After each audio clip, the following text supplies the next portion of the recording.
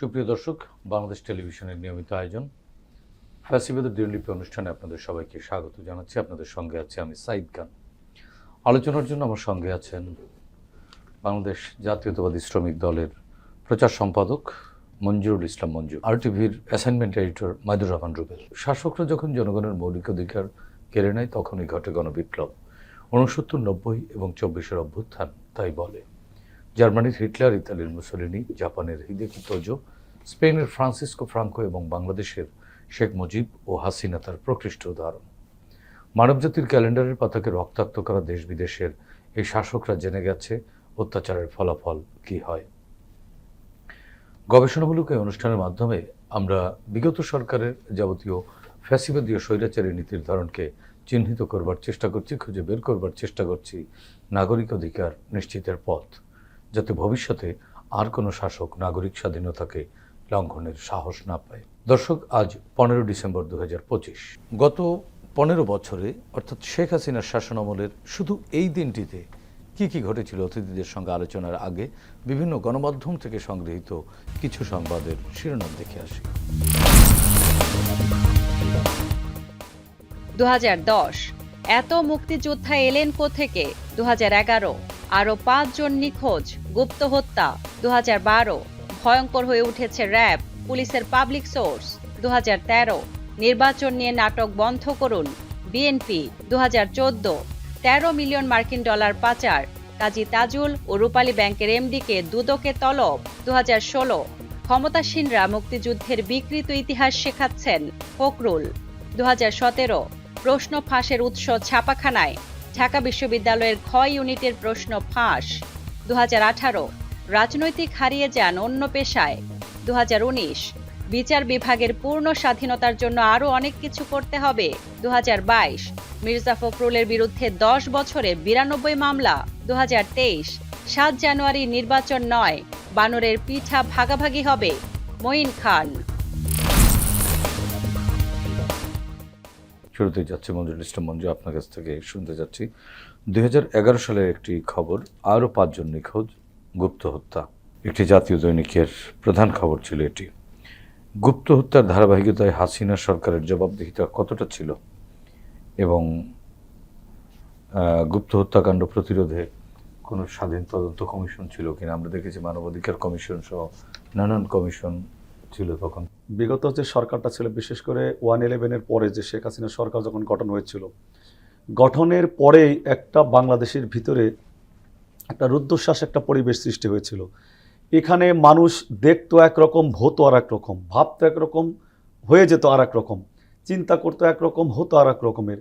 মানুষের কথা এবং বিশেষ করে সরকারি দল এবং শেখ হাসিনা এবং প্রশাসনের কর্তা ব্যক্তিরা যারা যখন কথা বলতেন, কথাগুলো ছিল অত্যন্ত মধুর, ফুলছুরি কথাবার্তা ছিল, কিন্তু কাজগুলো হতো অত্যন্ত ঘৃণিত আকারে। এবং এই কাজগুলোর সাথে দলগতভাবে তারা কত জড়িত সেটা আছে। প্রশাসনকে তারা, দল এবং প্রশাসনকে একত্রিত করে গুম, খুন এবং হত্যার সাথে জড়িয়ে পড়ে। আপনি দেখেন, আপনি যে 5 জন খুনের আজকে যে বিষয়টা আলোচনায় আনলেন, এই খুনের পূর্বে থেকে আপনি যদি চিন্তা করেন, বাংলাদেশের টিপাই মুখ যখন বাদ করার একটা পরিকল্পনা বাংলাদেশকে শুকিয়ে মারার জন্য যখন হয়েছিল ভারতের পক্ষ থেকে, এই টিপাই মুখ বাদ যাতে বাংলাদেশের না হয় এটার বিরুদ্ধে বিশ্ব এবং দেশের ভিতরে একটা জনমত করার জন্য একটা কাজ শুরু হয়েছিল। এই কাজ শুরু হওয়ার পরিপ্রেক্ষিতে ওই অঞ্চলের, আমাদের সিলেট অঞ্চলের যে নেতা জনাব ইলিয়াস আলী নেতৃত্ব দিচ্ছিলেন।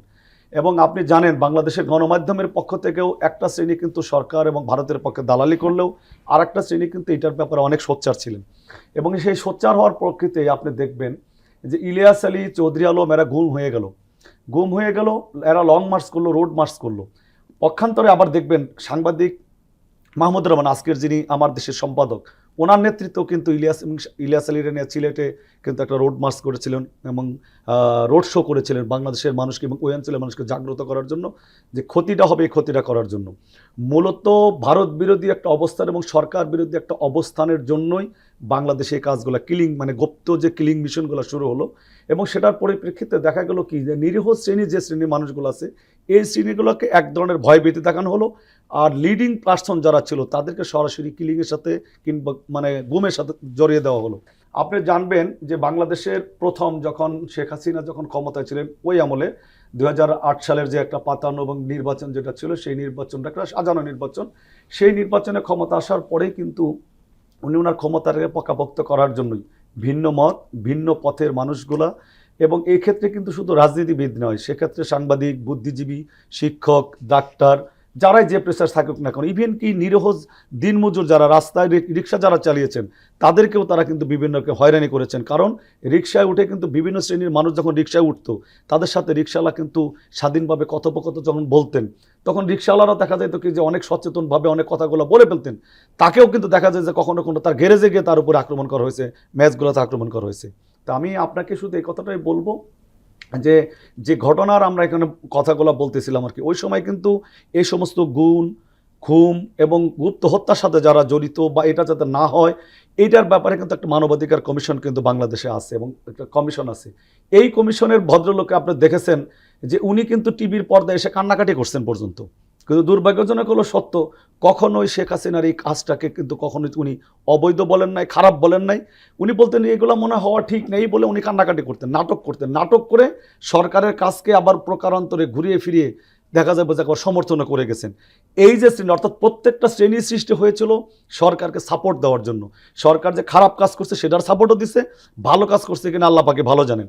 তো যার ফলে বাংলাদেশের ওই সময় থেকে শুরু করে 2024-এর 5ই আগস্টের মানে আপনার প্রেক্ষাপট পরিবর্তনের আগ পর্যন্ত এই যে গুম, খুন এবং গুপ্ত হত্যা যেগুলা, এইগুলার কিন্তু একটা বড় ধরনের মিশন কিন্তু বাংলাদেশে পরিচালিত হয়েছে এবং প্রত্যেকটা জিনিসই হয়েছে সরকার উচ্চ পর্যায় থেকে শুরু করে সরকারি যে সমস্ত বাহিনীগুলো আছে, এজেন্সিগুলোর মাধ্যমে হয়েছে। এবং এইটাও আপনি দেখবেন যে বাংলাদেশের বিভিন্ন জায়গায় তখন বিভিন্ন এজেন্সির পোশাকগুলোকে এগুলো পাওয়া যেত পরিত্যক্ত অবস্থা, পরিত্যক্ত ভবনগুলোতে। তার মানে কি এই জিনিসগুলো কোথার থেকে আসলো? বাহিনীর পোশাকগুলো বাইরের সন্ত্রাসীদের হাতে চলে যেত, সন্ত্রাসীরা তাদের সন্ত্রাসী কর্মকাণ্ডের জন্য করত এবং আইনশৃঙ্খলা রক্ষাকারী বাহিনী যারা বাংলাদেশের মানুষের জানমালের নিরাপত্তা দিবে তারা জানমালের নিরাপত্তা না দিয়ে এই সমস্ত সরকারের আজ্ঞাবহ হয়ে সরকারের পক্ষ হয়ে বিরোধী মত বা বিরোধী বক্তব্যকে বা ভিন্ন মতকে দমন করার জন্য এই সমস্ত হত্যা বা গুমের সাথে তারা জড়িত হতো, গুপ্ত হত্যার সাথে জড়িত হতো। মাহিদুর রহমান রুবেল, সরকারের মানে একটি রাষ্ট্রের তো এই ধরনের অন্যায় বা অবিচার জবাবদিহিতা করবার কিছু অথরিটি থাকে, সরকারের কিছু প্রতিষ্ঠান থাকে রাষ্ট্রের, সরকারকে জবাবদিহিতা করতে বা সরকারের কর্মকাণ্ড মনিটরিং করবার জন্য। তো বিগত রিজিমেও তো ছিল, এই প্রতিষ্ঠানগুলোর কাজ কি ছিল? তারা কোথায় ছিল? সরকার যখন তার বলয়টা ঠিক রাখার চেষ্টা করে, তার চেইনগুলি ঠিক রাখার চেষ্টা করে, নিয়োগগুলি তার একদম নিজের কোর লোকগুলিকে নিয়োগ দেয়, তখন তারা আজ্ঞাবহ হয়ে যায়, তখন প্রতিষ্ঠানগুলি ফেল করে, তখন তারা তাদের স্বতন্ত্রতা বা স্বকীয়তা নষ্ট হয়ে যায়, তখন সরকার যা বলে তাই তারা শোনে। যেই কারণে তাদের জবাবদিহিতার জায়গাটা নষ্ট করেছিল ভোটের কারণেই। যদি ভোট হয়, জনগণের ভোট লাগে, তখন জনগণের কাছে জবাবদিহিতার বিষয়টা আসে। যেহেতু ভোট হয়নি, জনগণ ভোট দিতে পারেনি, নিজেদের ভোট নিজেরা নিয়েছে, নিজেরাই করেছে, কৌশল করেছে, সেই ক্ষেত্রে তাদের জবাবদিহিতার প্রয়োজন হয়নি। গত 15-16 বছর তাই দেখেছি আমরা, জবাবদিহিতা যেহেতু প্রয়োজন হয় নাই, সেই ক্ষেত্রে তারা প্রত্যেকটি নিয়োগ থেকে শুরু করে প্রত্যেকটি প্রতিষ্ঠানকে গুছানো নিজেদের মতো করেছে। এই পরিবর্তিত সময়ে সেই সকল অপকর্মের তদন্ত করার উচিত কিনা সবগুলো ধরে ধরে? অবশ্যই এটাও তো রাষ্ট্রের দায়িত্ব। যারা দায়িত্বে ছিলেন তারা কেন দায়িত্বে অবহেলা করেছেন বা দায়িত্ব পালন করেননি, খুঁজে বের করাও তো রাষ্ট্রের দায়িত্ব। অবশ্যই রাষ্ট্রের দায়িত্ব, কিন্তু রাষ্ট্র আসলে মানে এখন যে সরকার কাজ করছে, অন্তর্বর্তীকালীন সরকার, 15 মাস প্রায় পার হয়ে গেল, কতগুলি সংস্কার কমিশন গঠন করা হলো। সংস্কার কমিশনগুলো তো ফ্রিতে কাজ করেনি, তারাও কিন্তু প্রত্যেকটা কমিশন গঠন, তাদের পেছনেও কিন্তু খরচ আছে। একদম যে কম খরচ হয়েছে না, তা না, খরচ কিন্তু হয়েছে। কিন্তু আমরা গত 1.5 বছর প্রায় 15 মাসে মানে সংস্কার কতটুকু হয়েছে, মুখে মুখে সংস্কারের কথা শুনেছি, তারাও কিন্তু কিছু সংস্কার হয়েছে, কিন্তু মানে দৃশ্যমান, মানে যেইগুলো হওয়ার প্রয়োজন কতটুকু হয়েছে এমন প্রশ্ন কিন্তু আসছে। বিগত ফ্যাসিস্ট রিজমে যেসব অপকর্ম অন্যায় হয়েছে কতগুলি বিচার হয়েছে। আপনারা নিশ্চয়ই জানেন যে গত মানে জুলাই অভ্যুত্থান থেকে শুরু করে আগের যত অপকর্মের জন্য যাদের গ্রেফতার করা হয়েছিল তাদের কি পরিমাণ জামিন দেওয়া হয়েছে, ছেড়ে দেওয়া হয়েছে, 75% প্রায়। মানে তাহলে আইনের শাসন বা বিচারটা কোন জায়গায় গিয়ে দাঁড়ালো? মানে তার জামিন কি তাহলে হবে না? জামিন নিশ্চয়ই হবে, কিন্তু জামিন হলেই মানে সব সমস্যার তো সমাধান হয়ে যাচ্ছে না। বিচারটা আসলে কতটুকু হচ্ছে? এই সরকার রাজনৈতিক সরকার না। আমরা কিছু বিচার তো দেখছি, কিছু মামলার রায় হচ্ছে। নিশ্চয়ই আমি সেটা বলছি যে মানে এই সরকার রাজনৈতিক সরকার না, তাদের বলো এটা অত বড় না, তাদের একটা ছোট সরকার, ছোট পরিসর সরকার, তারা হয়তো চাইলেই তো সবকিছু পারে না, তাদেরও সীমাবদ্ধতা আছে, সেটি ঠিক আছে। কিন্তু আমরা আসলে যেটি প্রত্যাশা করি, মানে মানুষের প্রত্যাশা তো বেশি, কিন্তু সেই প্রত্যাশার জায়গাটা আসলে ছুঁতে পারেনি এই সরকার, যেটি একটি বড় সমস্যা। যেই কারণে বিগত ফ্যাসিস্ট রিজমে যত অন্যায়, অপকর্ম, দুঃশাসন হয়েছে সবগুলির বিচার খুব সহসাই তারা করতে পারছে না, এবং এটি আসলে এই সম্ভব না, এটি আসলে শর্ট টাইমে হয় না, এগুলি লম্বা সময়, বিচারের বিষয়টাই লম্বা, দীর্ঘসূত্রিতা তো এমনিতেই আছে, আর এমনিতেই বিচার করতে সময় লাগে, সেগুলি রাজনৈতিক সরকার ছাড়া হয় না, যে কারণে আসলে এই সরকার সেই জায়গাটিতে পৌঁছতে পারছে না। কিন্তু পরবর্তীতে যে সরকার আসবে তাদের তো এটি এক ধরনের দায় নিয়েই আসতে হবে, দায়, চ্যালেঞ্জ, কমিটমেন্ট সবই করতে হবে, যে পরবর্তীতে যে সরকার আসবে তারা যাতে অতীতের অন্যায় অপকর্মগুলোর বিচার করে। বিচার না করলে হবে কি, পরবর্তীতে যে সরকার আসবে এই অন্যায় পথে হাঁটবে, দেশের মানুষের আসলে তখন মুক্তিটা মিলবে না। মানুষ আসলে এই অভ্যুত্থানটা করেছে কি মানে ফেসিবাদের পতন, শাসন বদলানোর জন্য না, মুক্তির জন্য, শাসক বদলের জন্য না, শাসন পদ্ধতি বদলানোর জন্য। এবং মানুষের সেই প্রত্যাশার জায়গাটা যদি ছুঁতে না পারে পরবর্তী কোনো সরকার, তাহলে তো এই পরিবর্তন বা এই অভ্যুত্থানের মানে খুব অর্থহীন হয়ে দাঁড়াবে। মাইদুর রহমান রুবেল, আরেকটি সংবাদ থেকে 2012 সালের খবর, ভয়ঙ্কর হয়ে উঠেছে র্যাব ও পুলিশের পাবলিক সোর্স। আপনি জানেন যে আইনশৃঙ্খলা বাহিনী কিছু সোর্স তারা রাখে, তাদের বিভিন্ন মানে ভয়ঙ্কর অপরাধীদেরকে ধরবার জন্য বা অপরাধের তথ্য পাওয়ার জন্য তারা সাধারণ মানুষের মধ্যে কিছু সোর্স মেনটেন করে। এই সোর্সটাই একসময় কিন্তু মানে ভয়ঙ্কর হয়ে উঠেছিল। আপনি দেখেছেন গত সরকারের সময় আমরা সোসাইটিতে বিভিন্ন নামে বেনামে দেখতাম যে উনি অমুকের সোর্স, তমুকের সোর্স, প্রকাশ্যে ছিল, গোয়েন্দা সংস্থার সোর্স, নানানভাবে সোর্স হয়ে উঠেছে।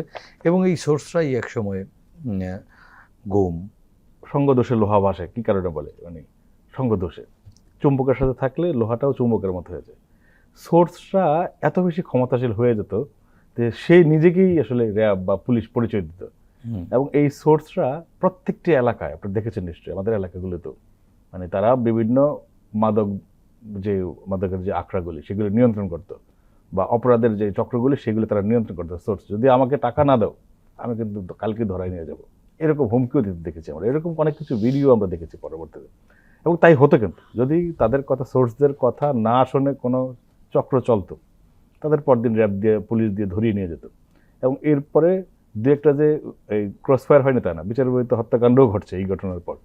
এবং যেই কারণে সোর্সদের ক্ষমতা এত বেশি হয়ে যেত, তখন দেখা গেছে যে এই অপরাধগুলি বাড়তো এবং তারা ব্ল্যাকমেইল করতো রীতিমতো।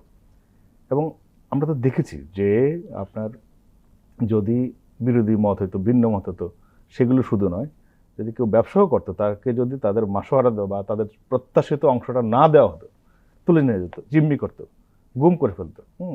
এবং ক্রসফায়ারের মতো ঘটনা ঘটতো, এবং ক্রসফায়ার দিয়ে দেবো বলেও মানুষের কাছ থেকে 20 লাখ 50 লাখ কোটি টাকাও নিতে দেখেছি আমরা। এই সোর্সরাই আইনশৃঙ্খলা বাহিনী মানে তাদের ইন্টেলিজেন্স এতটা দুর্বল ছিল যে সোর্সদের উপরে নির্ভর করতে হতো। সোর্স তো আসলে পুলিশ কত, আমাদের পুলিশের সংখ্যা কত, র্যাবের সংখ্যা কত, এরা তো চাইলেই আসলে প্রত্যেক এলাকা, প্রত্যেক ইউনিয়ন, ওয়ার্ডে তারা সব তথ্য নিতে পারবে না। যেই কারণে কিন্তু সোর্সটা, এই নিয়মটা তো আজকে নতুন না, পুরনো। এবং এই সোর্স মেনটেন করতে গিয়ে সোর্সরাই আসলে একসময় ক্ষমতাশীল হয়ে যায়। এবং শুধু যে সোর্স যেই টাকাটা নিত সেটা সোর্স খেয়ে ফেলতো তা না, সে যার মাধ্যমে কাজটা করতো তাকেও কিন্তু সে অংশটা দিত। এটা কিন্তু উপরে ধাপে ধাপে উপরে যেত। প্রত্যেকটা ট্রাফিক পয়েন্টে দেখবেন যে কালেক্টর, একদম ও একটু ক্যাশিয়ার বা কালেক্টর হিসেবে। আমরা বড় বড় যে জংশনগুলি দেখি সেখানে যে ট্রাফিক দেখবেন যে ওরা প্রত্যেকদিন ওদের একটা টার্গেট দেওয়া থাকে যে এত টাকা প্রত্যেকদিন এখান থেকে জমা দিতে হবে তার উপরের অফিসে, সেখান থেকে উপরে একদম অনেক দূর উপরে যায়, আবার সেই পর্যন্ত নাই। সেই সিস্টেম তো ভেঙে গেছে, এখন সেই সিস্টেম তো নেই। সিস্টেম ভেঙে গেছে, বিষয়টা এরকম না, সিস্টেম আছে, সিস্টেম এখনো চলে। তারপরে দেখলেই চোখ কান খোলা রাখলে দেখতে পারবে, চলে এখনো, কিন্তু জাস্ট হয়তো ওই ধরনটা বদলেছে, মানুষগুলি বদলেছে, কিন্তু কাজ আগের মধ্যে চলছে। কিছুদিন স্থবির ছিল, আবার সবই স্বাভাবিকভাবেই চলছে। আগের চেয়ে কি এখন কোনো জায়গায় কি দাদাবাজি, হয়রানি বন্ধ হয়েছে? হয়নি। কেন হয়নি? সরকার সেটি করতে পারেনি, সেই জায়গাটি তারা পৌঁছতে পারেনি। এটি সরকার চাইলে একা পারে? সরকার একা পারে না, এটা আসলে নাগরিকের কর্তব্য, দায়িত্ব, তার দায়বদ্ধতার জায়গা বা তার সাহসের জায়গা, সেটি আসলে হয়ে ওঠে না। মানে মানুষের মধ্যে সেই সাহসটি এখনো হয়ে ওঠে না যে আমি প্রতিবাদ করব। প্রতিবাদ করাও তো একটা নাগরিক অধিকার। অধিকার কিন্তু আমাদের মোরালিটি এমনভাবে নষ্ট হয়েছে দীর্ঘদিনের, তো একদিনে হয়নি, দীর্ঘদিনে নষ্ট হয়েছে। এই জায়গাটা সিনা টান করে দাঁড়ানোটা এখন পর্যন্ত হয়ে ওঠেনি। মানে জনগণ এখনো মানে নাগরিক অধিকার কোনটুকু এটুকু বুঝতে পারেনি, এখন পর্যন্ত সেই জায়গাটিতে পৌঁছতে পারেনি। এর মধ্যে মবের ভয় আছে, যে যদি কেউ প্রতিবাদ করে তাকে ট্যাগ দেওয়া হচ্ছে, যে ফেসিবাদ, শিবির, বিএনপি, ট্যাগ দিয়ে তাকে হেনস্থা করার বিষয় আছে। অনেকে কথা বলতে চায় না। আমি মুক্তিযুদ্ধ নিয়ে কাজ করতে গিয়েছিলাম, তো বেশ কিছু বীর প্রতীকের সাথেও কথা বলেছি, তারা বলতে চায় না, বললে যে বলে পরে ফেসিবাদী ট্যাগ দিয়া পরে আমাদের হেনস্থা করা হবে। তারা এখন পর্যন্ত মুক্তিযুদ্ধও ভয় পায়। তো এখন যদি একজন মুক্তিযোদ্ধা যে দেশের জন্য লড়াই করেছে, দেশ স্বাধীন করেছে, সেও ভয় পায়, খেতাবপ্রাপ্ত মুক্তিযোদ্ধা, তাহলে সাধারণ মানুষ তো ভয় পাবে স্বাভাবিকভাবেই। আস্থার জায়গাটি স্বরাষ্ট্র মন্ত্রণালয় সরকারকে নিয়ে আসা উচিত ছিল আরো আগে, সেটি হয়নি, এখন হয়নি পুরোপুরি। মঞ্জু একই বিষয় আপনার কাছ থেকে একটু শুনতে চাই। দেখুন, রুবেল ভাই যে কথা বললো, আমি রুবেল ভাইয়ের সাথে একমত পোষণ করে এইটা কথাই বলতে চাই, সরকারকে আগে সদ ইচ্ছায় যেতে হবে যে আমি এটা করবো।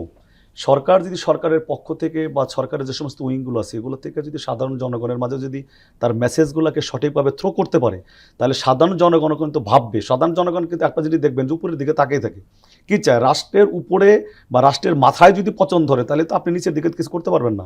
সরকার যদি সঠিকভাবে থেকে যদি অ্যাডামেন্ট থাকে যে কাজটা আমি করবো বা এই জায়গাটা আমি বন্ধ করবো বা এই জায়গাটা এই সিস্টেমটা আমি চালু করবো, এইরকম যখন আপনি করতে চাবেন, তখন কিন্তু সরকারের ভিতরে সরকারের প্রশাসন উইংগুলো কিন্তু এইভাবে যদি কাজ করা শুরু করে, তখন সাধারণ জনগণ কিন্তু এমনিতে আগে আসবে। তার মানে কি ফাংশন করতে পারছে না? ফাংশন করতে পারছে কিনা জানি না, কেন সদিচ্ছার ঘাটতি আছে কিনা সেটাও আমি বলবো না, তবে এইটুকু বলবো এটা হয় নাই এই কারণের জন্য। এখন যদি এই কথাটা বলি, দেখেন বিগত 17 বছরের ব্যাপারটা যখন আসবে, তখন আপনাকে ধরে নিতে হবে, বাংলাদেশের মানুষ কিন্তু ধরে নিয়েছিল, আমরা অনেকেই দিব্যি সাদা চোখে কিন্তু অনেকেই বলতেছিল যে বাংলাদেশের হয়তো বা অনেক সমস্যার সমাধান হয়ে গেছে।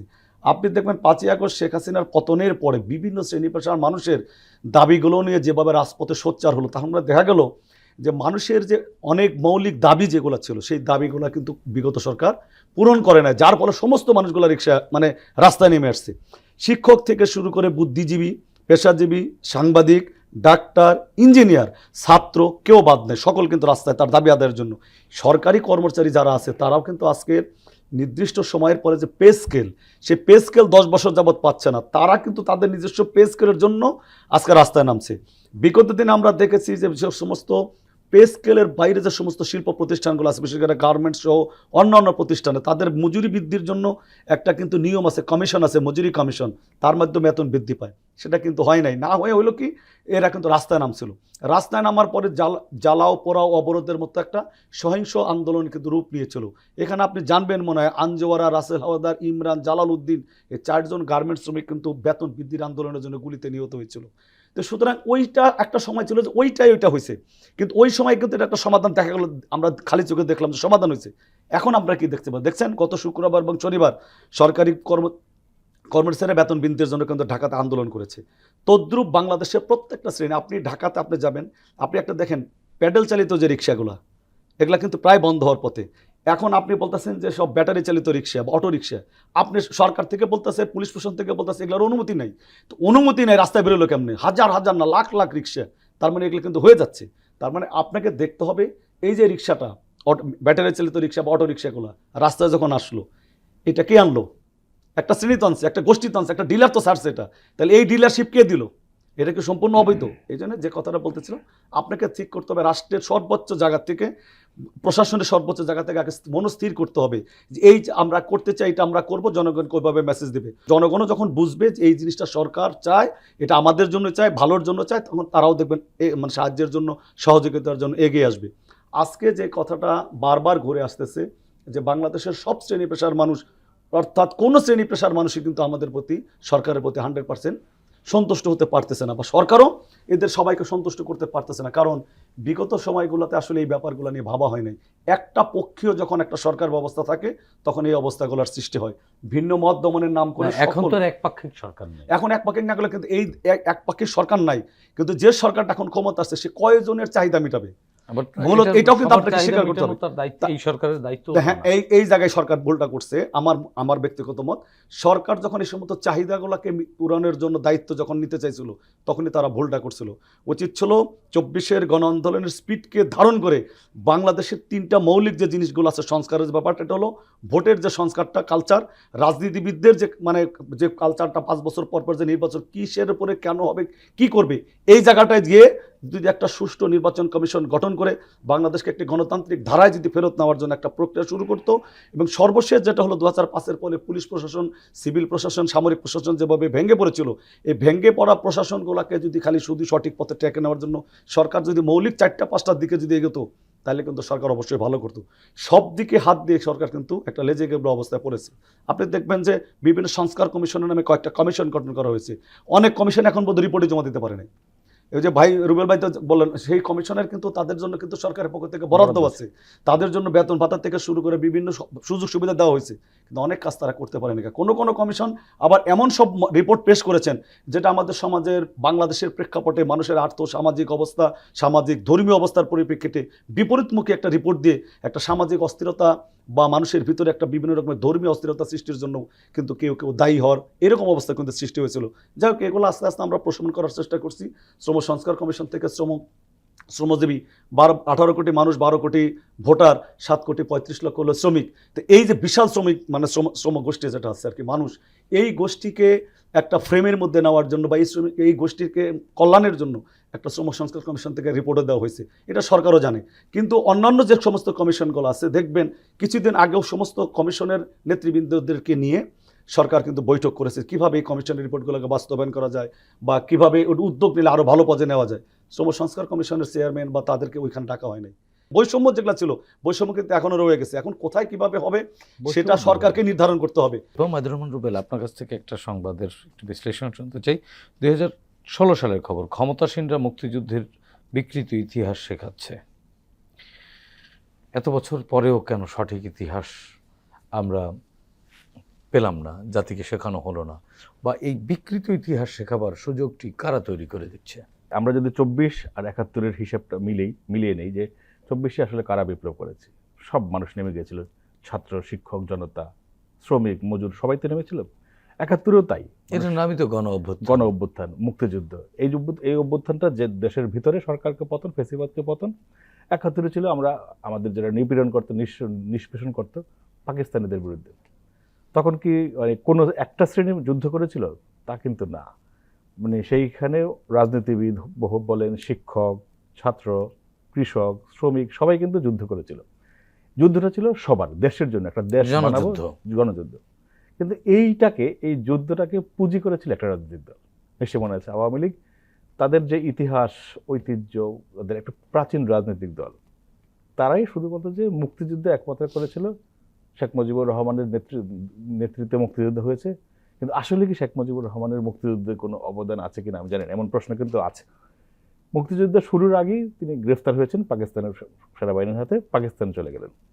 দেশের স্বাধীনতার ঘোষণা করলেন জিয়াউর রহমান, সেটা নিয়েও বিতর্ক তৈরি করলো। এটা শেখ মুজিবের অর্ডার, সে পালন করেছে। যাই হোক, কিন্তু ঘোষণাটা করেছেন জিয়াউর রহমান, সেটা কিন্তু পরিষ্কার, তার রেকর্ড আছে। শেখ মুজিবুর রহমান, আওয়ামী লীগ, তারাই মুক্তিযুদ্ধ করেছে। কিন্তু এটা কিন্তু মনে আছে যে আওয়ামী লীগের অনেক বড় বড় নেতা তারা কিন্তু কলকাতা ছিল, ভারতে ছিল। ভারতে কিন্তু বাংলাদেশের অনেক মুক্তিযোদ্ধা সেখান থেকে প্রশিক্ষণ নিয়ে এসে বাংলাদেশের যুদ্ধ করলো। তা আওয়ামী লীগের নেতারা ভারতে গিয়ে বসে থাকলো, সেখানে খাওয়া দাওয়া করলো, ফুর্তি করলো, তারা কেন প্রশিক্ষণ নিয়ে এসে যুদ্ধ করলো না? এই প্রশ্ন কিন্তু জাগে। কিন্তু এই পুরো মুক্তিযুদ্ধটাকে আওয়ামী লীগ গত 15 বছর বললো যে তাদের মুক্তিযুদ্ধ একমাত্র শেখ মুজিবুর রহমান বা আওয়ামী লীগ তারা মুক্তিযুদ্ধটা করেছে, আর কেউ করেনি। তাহলে এই যে দেশের এত মানুষ প্রাণ দিল, এত কৃষক, শ্রমিক, মেহনতি মানুষ প্রাণ দিল, সাধারণ মানুষ নামলো, শিক্ষক, ছাত্ররা নামলো, তাদের কোনো অবদান কিন্তু কোনোদিন বলে নাই, শুধুমাত্র তাদের ক্রেডিটটাই নিত। যেই কারণে বিএনপি মহাসচিব বলেছিলেন যে মুক্তিযুদ্ধকে তারা ওই ইতিহাস বিকৃত করেছে, এবং ইতিহাস বিকৃত করেছে সেটা কিন্তু আমরা দেখেছি। শুধু তাদের, মানে জিয়াউর রহমানকে তারা পাকিস্তানের চর, রাজাকার পর্যন্ত বলেছে। শুধু জিয়াউর রহমান, তারা এমন বীর প্রতীক তাদেরও কিন্তু অনেকেই তারা অস্বীকার করেছেন, অনেক মুক্তিযোদ্ধাদেরকে অনেক অস্বীকার করেছেন, বা আওয়ামী লীগ না করলে সেই মুক্তিযোদ্ধাদের তারা আসলে মুক্তিযুদ্ধ মনে করতো না। এখন মাইদুর রহমান রুবেল, আমরা আসলে শেষ দিকে, তো মঞ্জু ভাইয়ের কাছ থেকে একটু শুনবো, 2400 কি এরকম হয়ে যাবে একসময় বিকৃত ইতিহাস তৈরির সুযোগ হবে 24কে ঘিরেও? 24 তো রক্তাক্ত, অনেক অনেক শহীদ হয়েছে। আমরা যদি 71কে বিকৃত করে ফেলি, এরকম বিকৃত ইতিহাস শুনতে হয়, 24-এরও তো এক সময় এবং দ্রুত সময়ের মধ্যে সেটা শুরু হয়ে যাবে। মুক্তিযুদ্ধের রেসটা যেমন দীর্ঘদিন ছিল, 24-এর রেসটা কি আসলে দীর্ঘদিন আছে? 1 বছর 1.5 বছর হতে হতেই কিন্তু এটার ওই রেসটা না, মানে টানাটানিতে একেবারে মানে ওই যে মানে প্রচলিত যে ঝেড়ে কথা গেছে। আছে যে লেবু কসলালে তিতা হয়, তেতো হয় বলে না? তো মুক্তিযুদ্ধ তো অনেক দিন রেসটা ছিল। মুক্তিযুদ্ধ যারা করেছে তাদের সম্মানে দিয়েছে, কিছু কিছু সুবিধা দিয়েছে সরকার, সেটি নিয়ে কিন্তু এই বৈষম্য বিরোধী আন্দোলন শুরু হলো যে মুক্তিযোদ্ধারা পাবে, আমরা কেন পাবো না? দেশটার জন্য তারা যারা প্রাণ দিল, যাদের অঙ্গহানি হলো, তাদের সরকার না, কিছু ঠিক দিয়েছে। ওই কারণে আমি বলছি যে সেটা নিয়ে বিতর্ক কোটার হয়। বিরুদ্ধে ওই একই মানে ওই বিষয়গুলি আসে। নানান এই কোটা। ওই 24-এর পরেও কিন্তু এখনো কি সেই বৈষম্য দূর হয়েছে?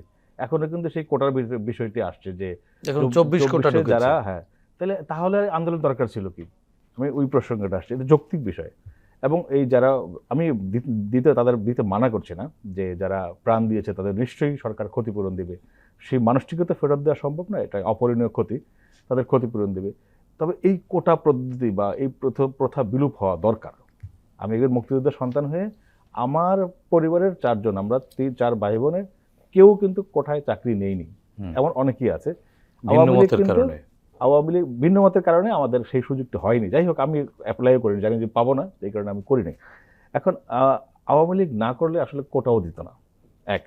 2 হচ্ছে গিয়ে আবার 24-এর কোটা পেতে আওয়ামী হলে লীগও এই কোটার বিনিময়ে আপনারা যদি খতিয়ে দেখেন, দেখবেন যে এই কোটাও বিক্রি হতো। যাই হোক, 24-এও আমরা চাই না যে 24-এও এমন দুর্ভাগ্যজনক কোনো ঘটনা ঘটুক, কোটা বিক্রি হোক, কোটা বিক্রি হোক বা তাদের আলাদা সুবিধা মানে দেয়া হোক। 24 সমহিমায় সসম্মানে থাকুক। সসম্মানে বীরের মতো বীর দর্পে মাথা উঁচু করে দাঁড়াক। যারা ক্ষতিগ্রস্ত হয়েছে সেই পরিবারগুলো যাতে দাঁড়াতে পারে, সরকার যাতে একবারে স্থায়ীভাবে তাদের কিছু করে দেয়, জি। সেটা আসলে জি, সমাধান। মঞ্জু ভাই, একই বিষয় আপনার কাছ থেকে শুনতে চাই, ছোট্ট করে আমরা শেষ করবো আপনার কাছ থেকে। দেখুন, 71 এবং 2024-কে আসলে এক জায়গায় প্রায় কাছাকাছি জায়গায়। চলে গেছে। আমি এই কথাটা বলবো, ভাই যে কথাটা না, বলতেছেন, একাকার করা ঠিক হবে না, ঠিক হবে না। কিন্তু আপনি দেখেন 2024-এর যে আন্দোলন হয়েছে, এখানে প্রায় 2000-এর উপরে মানুষ শহীদ হয়েছেন এই ফ্যাসিস্ট বিরোধী আন্দোলনে। এর মধ্যে সরকারের হিসাব মতো প্রায় 844 জন শহীদের তালিকায় পর্যন্ত গেজেট করা হয়েছে। এই 844 জনের মধ্যে 284 জন হলো শ্রমিক শ্রেণী, 273 জন হলো ছাত্র, বাদ বাকি অন্যান্য পেশাজীবী শ্রেণী পেশার মানুষ।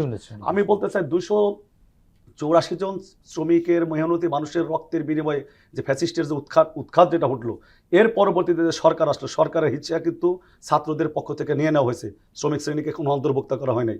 এখানে বিভিন্ন শ্রেণী মানুষ আজকে সরকারের যে সুবিধাগুলো ভোগ করছে, তার মধ্যে ছাত্র আছে, আমলা আছে, করে বিভিন্ন শ্রেণী পেশার মানুষগুলো আছে। 284 জন শ্রমিকজীবী মানুষ এখানে আত্মহত্যা দিল, তাদের অংশীদারিত্ব কোথায়? তাদের কথাই কেউ বলে না। আমাদের নেতা জনাব তারেক রহমান কিন্তু এই কথাটাই বারবার বলতেছেন। 24-এর গণ আন্দোলনটা আমরা কিন্তু অনেকেই বলতাম, যেটা তারেক রহমান সাহেবের নেতৃত্বে, খালেদা জিয়ার নেতৃত্বে, আমরা কিন্তু বলি না দলগতভাবে, কিন্তু উনি কিন্তু স্পষ্ট বলতেছে না, এককভাবে কারো কোনো দায়িত্ব নাই, কৃতিত্ব নাই, এটা সকলের সম্মিলিত প্রচেষ্টায় ফ্যাসিবাসের পতন ঘটেছে। এই জায়গাটা আমরা যদি সকলে ঐক্যবদ্ধ হতে পারি, তবে আশা করতেছি তাহলে এই আন্দোলনের 24টাকে আমরা স্পিডটা থাকবে, এবং এটা আমরা ধারণ যদি করতে পারি, তাহলে এটা সুফল হয়তো আমরা আর কোনো ফ্যাসিবাদ মাথাচাড়া দিবেন। জি, এটা আমরা আশা করি। মঞ্জু ভাই, মাইদুর রহমান রুবেল, আপনাদের দুজনকেই। প্রিয় দর্শক, 24-এর ছাত্র জনতার গণ অভ্যুত্থান পৃথিবীর ইতিহাসে নতুন এক পরিচিত করেছে বাংলাদেশকে। জনগণ আসলে শাসকের শোষণ নয়, চায় স্বচ্ছতা ও জবাবদিহিতামূলক রাষ্ট্র ব্যবস্থা, যার মাধ্যমে রাষ্ট্রে তাদের অধিকার নিশ্চিত হবে, প্রজা থেকে হয়ে উঠবেন নাগরিক। আসুন, নতুন এই বাংলাদেশকে আমরা নাগরিক বান্ধব হিসেবে গড়ে তুলি, সাধ্যমতো ভূমিকা রাখি দেশ ও জাতি গঠনে। প্রিয় দর্শক, দেখা হবে আগামী পর্বে নতুন অতিথির সঙ্গে। ততক্ষণ পর্যন্ত ভালো থাকুন, সুস্থ থাকুন, বাংলাদেশ টেলিভিশনের সঙ্গেই থাকুন। খোদা হাফেজ।